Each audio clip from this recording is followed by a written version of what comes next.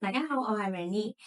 作為爸爸媽媽咧，我相信大家都會好想小朋友成日同我哋去溝通啊，表達俾我哋知佢想要啲乜嘢，或者佢當刻佢覺得點樣嘅。所以今日咧就會想同大家分享5個 tips，教你哋嘅小朋友點樣可以喺屋企同你哋主動溝通啊。首先咧，我哋需要知道小朋友佢哋其實係中意啲乜嘢嘅，譬如係玩具啦、食物啦，甚至乎係遊戲都得嘅。爸爸媽媽咧，其實日常生活可以透過觀察啦，睇下佢哋平時中意玩啲乜嘢啊，成日隻手拎住啲乜嘢啊，甚至乎係你可以俾2樣嘢佢揀，睇下佢揀邊一樣嘢，呢樣就會係我哋可以用嚟教佢嘅物件啦。第二，我哋要為小朋友咧建立一個簡單清晰嘅目標嘅，盡量保持越簡單越好，例如係 iPad 或者車車。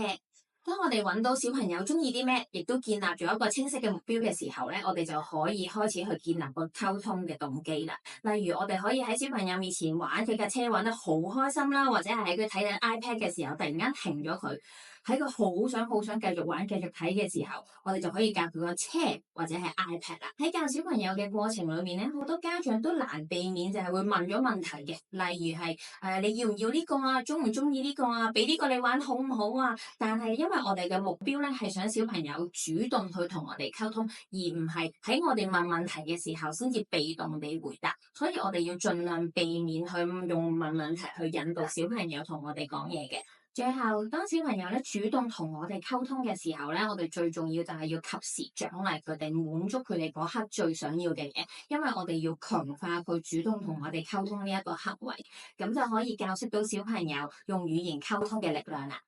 comment 話俾我知，幫唔幫到你哋啊？